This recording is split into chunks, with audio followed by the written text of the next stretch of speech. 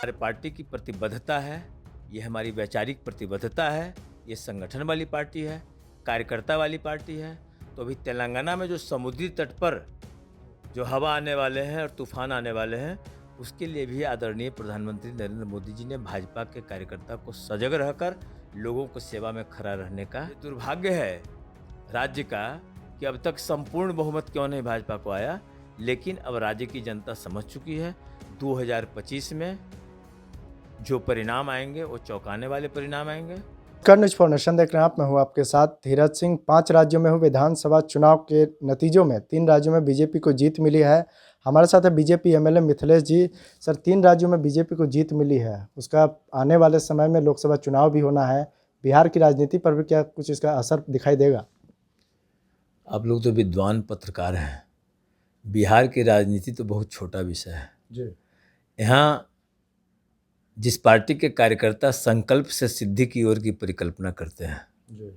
वहाँ हम लोग पाक अधिकृत कश्मीर से लेकर और कन्याकुमारी तक और अटक से लेकर कटक तक एकात्म मानववाद के परिकल्पना को उतारने पर लगे हुए हैं। तो उसमें क्या बिहार, क्या तेलंगाना, क्या मिजोरम, और ये हमारे पार्टी की प्रतिबद्धता है, ये हमारी वैचारिक प्रतिबद्धता है, ये संगठन वाली पार्टी है, कार्यकर्ता वाली पार्टी है। तो अभी तेलंगाना में जो समुद्री तट पर जो हवा आने वाले हैं और तूफान आने वाले हैं, उसके लिए भी आदरणीय प्रधानमंत्री नरेंद्र मोदी जी ने भाजपा के कार्यकर्ता को सजग रहकर लोगों को सेवा में खड़ा रहने का घोषणा किया कि आप लोग लोगों के सहयोग में खड़े रहें, सरकार हमारी रहे या न रहे। फर्स्ट नेशन उन्होंने कल कहा कि हमारे जनसंघ से लेकर भाजपा के जमाने तक जो हमारी राष्ट्र के प्रति प्रतिबद्धता है, जिसमें तेरा वैभव अमर रहे माँ हम दिन चार रहे न रहे, उसकी परिकल्पना उन्होंने कल घोषणा किया कि सभी कार्यकर्ता वहाँ मनोयोग से लग जाएंगे, जो नागरिक, जो देश के नागरिक उस तूफान, चक्रवाती तूफान से प्रभावित होंगे उनके सहयोग में जी। तो उसमें बिहार का क्या कल्पना करना है? संपूर्ण विश्व हमारा अनुसरण कर रहा है, तो बिहार की क्या बात है? बिहार में तो धोखे से इस प्रकार के धोखेबाज लोग हैं, जो ये लोग तो सभी जेल के अंदर जाने वाले हैं। तो वहाँ की राजनीति की क्या? वहाँ तो लोकतंत्र की भूमि रही है, गणतंत्र की भूमि रही है वैशाली। वहाँ तो बिल्कुल मैं समझता हूँ कि ये दुर्भाग्य है राज्य का, समझ चुकी है 2025 में जो परिणाम आएंगे वो चौंकाने वाले परिणाम आएंगे। और बिहार में स्पष्ट रूप से भारतीय जनता पार्टी की सरकार बनेगी और हमारा जो पड़ोसी राज्य है, हमारा जो भाई है उत्तर प्रदेश, उसी के अनुसरण करेंगे और उस पर हम लोग चलेंगे। और उस योगी मॉडल की बात हम एनडीए गठबंधन में थे उस समय से भी कर रहे हैं जी। आप यूपी के अनुसरण की बात कर रहे हैं, यूपी में कि अयोध्या में राम मंदिर बन रहा है, आप सीतामढ़ी से आते हैं, आप लोग भी मांग करेंगे कि सीतामढ़ी में भी सीता माता का एक मंदिर बनना चाहिए भव्य वहाँ पर? माँ सीता की धरती से, माँ सीता के आशीर्वाद से मैं चुन के आया हूँ। मैं विधानसभा में जाने के बाद प्रथम प्रयास मेरा शुरू हो गया था कि सीता पर्यटन का विकास हो।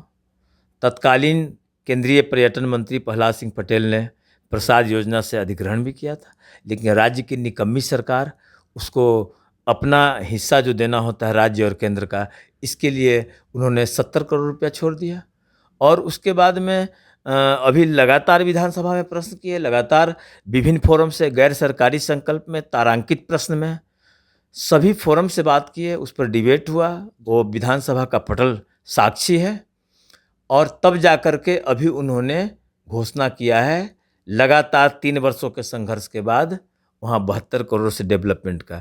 लेकिन उस डेवलपमेंट का क्या मतलब है? आप डेवलपमेंट की कब परिकल्पना करते हैं? हम विश्व की, ब्रह्मांड की विशिष्टतम धरती है सीता जन्मभूमि, हम उस हिसाब से उसको पर्यटन, विश्व के पर्यटन के मानचित्र पर लाने की परिकल्पना करते हैं। तो मैं तो सदन में भी बोलता हूँ कि इन लोगों के पास विजुअलिटी ही नहीं है। जिसके पास विजुअलिटी नहीं होगा वो क्या ब्लूप्रिंट तैयार करेगा? और जब ब्लूप्रिंट तैयार नहीं करेगा तो उस पर क्या उसको धरातल पे उतारेगा? तो हम लोग मोदी जी से भी मिलने का रखे हैं। और सीतामढ़ी के लोग लगातार, सीतामढ़ी के, संपूर्ण मिथिला के, जनकपुर, नेपाल के जनकपुर की आबादी, लगभग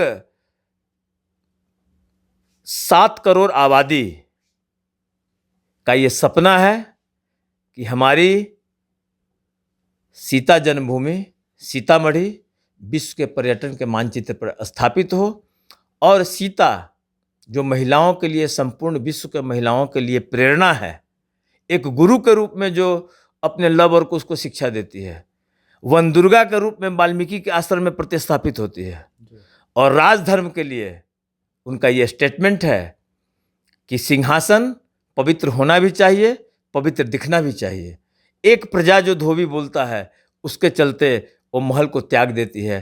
तो वो जो पूरे विश्व का धरोहर है, नारी के इतिहास का संपूर्ण जो परिभाषा है सीता में, उस सीता जन्मभूमि को विश्व के चित्र पर रखना चाहिए ताकि संपूर्ण विश्व के लोग, हालांकि मैं तो ब्रह्मांड का परिकल्पना करता हूं, लेकिन ब्रह्मांड के लोग तो आ नहीं सकते पृथ्वी ग्रह पे, तो वो तो ब्रह्मांड की विशिष्टतम भूमि है, लेकिन कम से कम पृथ्वी ग्रह के जो लोग हैं वो सभी लोग आकर के देखें, समझें कि नारी के रूप में सीता का क्या योगदान रहा और उससे संपूर्ण विश्व की नारी, संपूर्ण विश्व की ममता की मूर्ति उससे प्रेरणा ले।